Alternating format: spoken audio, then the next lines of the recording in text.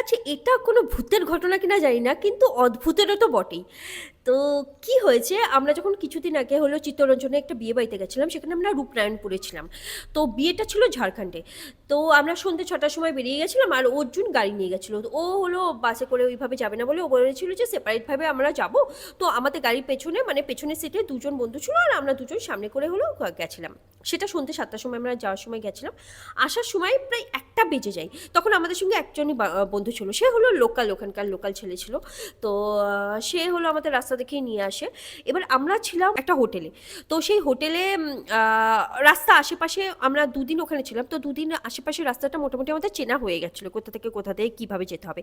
তো যে ছেলেটা আমাদের ছিল না, সেও ওখানকার লোকাল ছেলে, তো সে আমাদের রাস্তাটা ভালোভাবে বলে দিল যে যাবি, গিয়ে জাস্ট টার্ন নিলেই আমাদের হোটেলটা পড়বে। ঠিক আছে? তো আমরা তো মানে তখন 2টো বাজে, বাট রাস্তায় আলো ভালোই ছিল। ভালো একটা টাউন এলাকা, রূপনারায়ণ ভালো একটা টাউন এলাকা। তো আমরা বলছি ঠিক আছে, ওইটুকু তো যেতেই পারি। তো ও নেমে গেল, আমরা দুজন হলো যাওয়া স্টার্ট করলাম। তো গাড়ি স্টার্ট করার পর যখন যাচ্ছে, জানি না কি হলো, আমাদের একটা টার্ন নিলে যেখানে আমরা আমাদের হোটেলটা পেয়ে যাব, সেখানে কোনো হোটেলই নেই। সেখানে শুধু বাড়ি রয়েছে। আর ওজন দেখছে, ও তারপর গুগল ম্যাপ খুলছে, কিচ্ছু পেলো না। তো আমরা আরও বেশি এগিয়ে গেলাম। অর্জুন বলছে কিছুটা আরও এগিয়ে চলি, হয়তো সামনে রয়েছে, সামনে রয়েছে, সামনে বলতে বলতে বলতে বলতে আমরা না প্রায় 10 মিনিট রাস্তা ধরে যাচ্ছি। কোনো বাড়ি নেই, কিচ্ছু নেই, পুরো অন্ধকার রাস্তা, কোনো লাইট পর্যন্ত নেই। একটা ডিম ডিম ডিম ডিম করে লাইট জ্বলছে তো জ্বলছে। সঙ্গে মাঝখানে দেখলাম একটা হলো না বজরংবলী একটা মন্দিরও রয়েছে। এই মন্দিরটা আমরা বিশ্বাস করে একবারের জন্য, ওখান থেকে আমরা এতবার করে ঘুরেছি দিনের বেলায়, আগের দিনও আমরা কখনো দেখিনি ওই মন্দিরটা কোথা থেকে এসছে।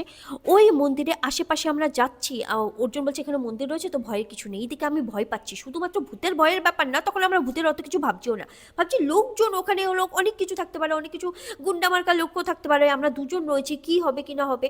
অর্জুনও প্যানিক করছে, আমিও হয়ে গেছি। এইদিকে ওই বজরংবলী মন্দিরের ওই আশেপাশেই দেখছি যে কোনো রাস্তা নেই, আর কোনো রাস্তা নেই, মানে যে রাস্তাটা আছে সেটা মাটির রাস্তা যাচ্ছে, আর ওইদিকে তার মানে আমরা তো যেতে পারবো না। আমাদের হলো মেইন রোডের উপরেই হলো আছে যে হোটেলটা আছে। তো আমাদের জানি না কি হয়েছিল, আমরা ওখানে দাঁড়িয়ে আমরা দুজন ভাবছি যে কি করবো এবার। তো তখন আমাদের কপাল ভালো ছিল যে তখনই পুলিশ ভ্যান যাচ্ছিলো, যারা পেট্রোলিং করতে চায় তারাই যাচ্ছিলো। তো তাদের সঙ্গে পেলাম।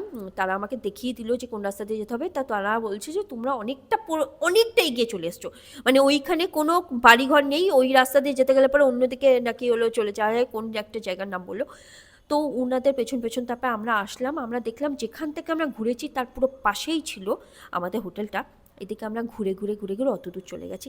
তো এই রাস্তা দিয়ে যেতে যেতে ভাবছিলাম যে আসলে কি এটা হলো শুধুমাত্র আমাদের চোখের ভুল ছিল, নাকি আসলে কি হয়েছে।